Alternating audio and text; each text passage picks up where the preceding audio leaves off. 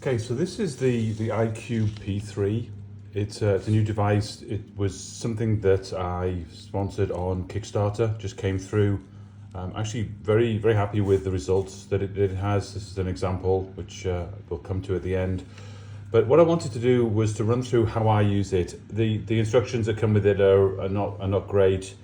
It's not terribly intuitive. So I thought it would be a good idea for me just to run through how I'm using it, what came in the package, just what I found to be effective. I did some different tests and things. So first of all, what you see on the screen is pretty much what comes, well, without that. It also comes with a cable and a cleaning cloth. This is the actual unit. It has a rechargeable battery in it, so you charge this up and then you can just use it anywhere. The battery seems to last actually quite a long time, and that's been pretty convenient. So I'll go through how that works. Comes with safety glasses. This measure, which is actually the length of the focal length of the laser. So as long as the laser is that distance from the surface that you're burning, then that's the optimal distance. These things are used. You wet them and you put them on ceramic and then use the laser and it transfers the black onto the ceramic. I had to go with something, it seemed to work okay, but there's no idea what those were without, I was lucky enough to find a video that explained what they were for. So I'm going to start with a bit of a safety thing. When I was messing around with this, when it first came in, I hadn't connected it to anything, hadn't charged it, wasn't running it from a device. I was just pressing this red button. And at one point, the laser came on. The laser comes out of this gold bit here. Laser came on full power with no warning. And, if it had been pointed at my face or pointed at somebody, easily could have burnt or blinded somebody. So my advice, just keep it pointed away from you at all times. They should do something about that. You shouldn't be able to switch on the laser from here. It has an offline mode, and I think that's what probably it was doing. So anyway, I'll show you how I use it. The other thing I wanted to talk about was this. This is the tripod that comes with it. There's a couple of things about the tripod. The tripod was just a piece of junk.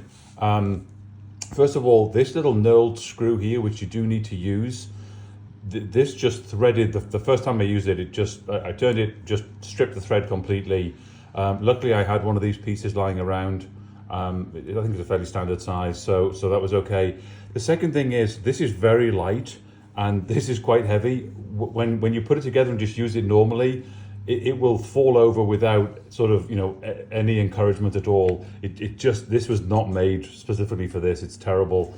What I did was a highly high-tech solution, which was I got some black duct tape and duct taped a plumb bob, and this is way heavier than it needs to be. Works beautifully now. So the laser sort of sits and shoots in the middle.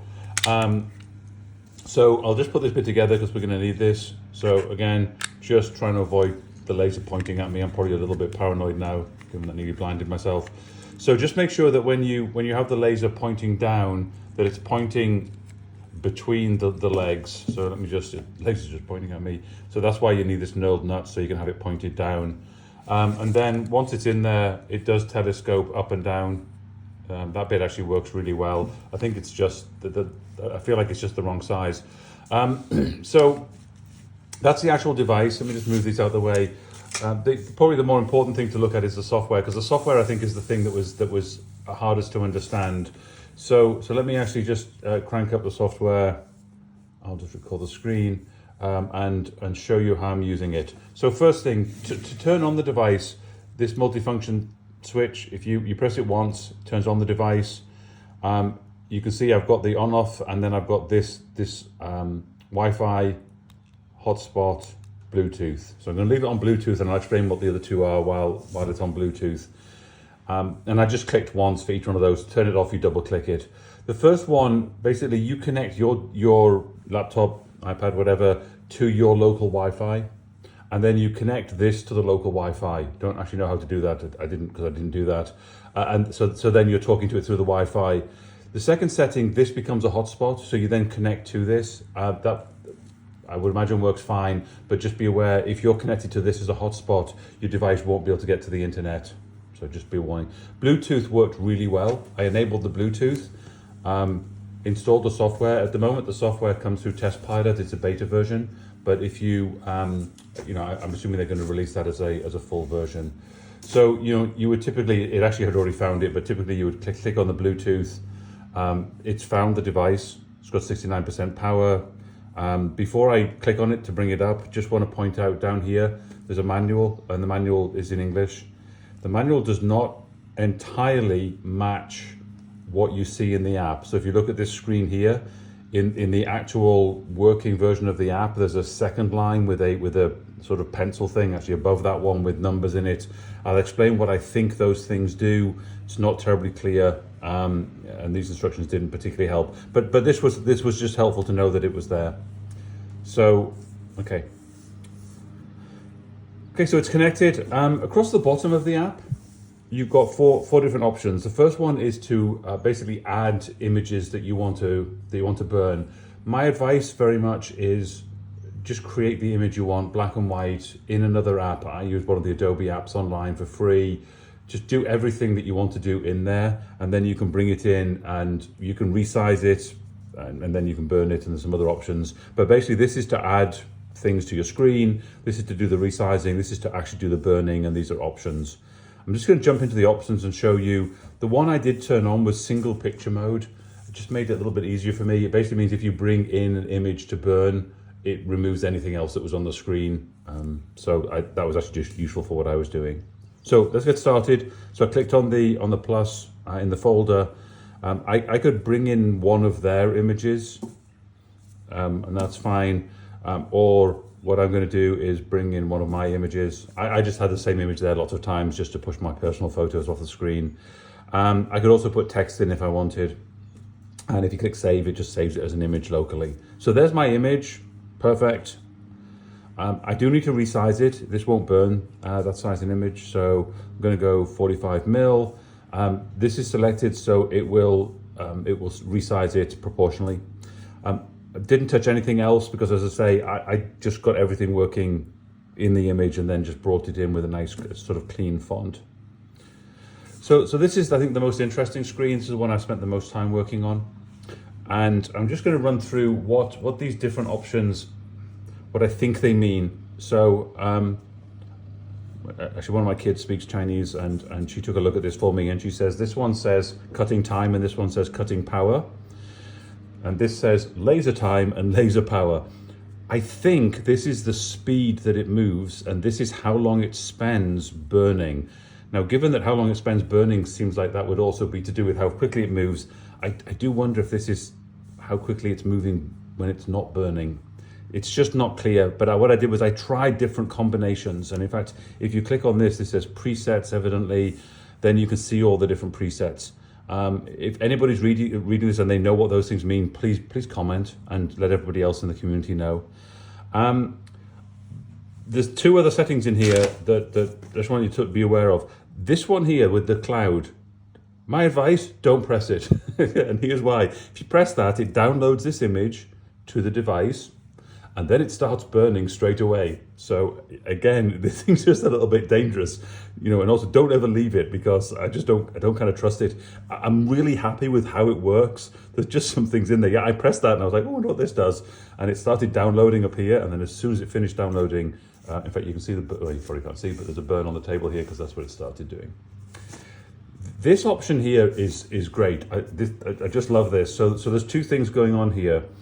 This one here, you see it has the 8 sort of outer boxes, and then this button here. So if I press, I'm just going to move the laser to one side. If I press this button now, this isn't burning. This is very low power. It's showing you the edge of where it's going to burn.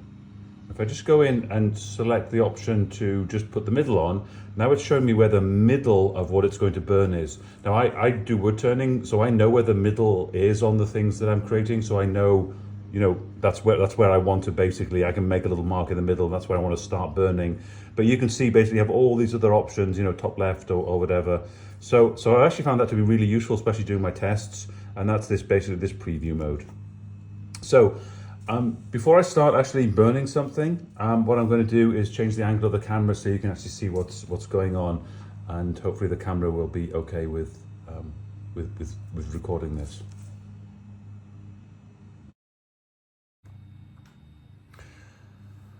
Okay, so hopefully you can see that okay. So as I mentioned, this is the focal length of the device. So I just want to be able to slip this underneath the actual laser. And as you can see, I have it in that preview mode where it's drawing a square around where it is I would actually be cutting. And my favorite setting is 75% on the lasers and 10 and 5 on the cutting and then the laser powers. So I've got 10, 75, 5, 75. The ones here, how often it goes over it. So it's just going to go over it once. If I set that to 3, my understanding is it would go over it 3 times, and they suggest that can be quite good. If the material tends to scorch, then doing that can be helpful. So I'm just using the low power dot just to make sure that it's going to be nicely on the edge there. That's great. And then I'm just going to hit the actually I'm going to put my goggles on, and then I'm going to hit that green button.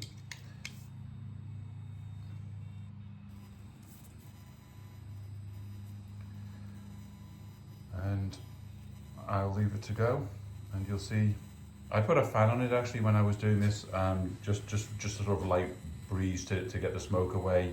I actually don't think it matters. This is burning on I think it's a black walnut. Actually burns much nicer than I thought, but I can imagine in some things you want to just keep the smoke away from it. So let's just leave that burning.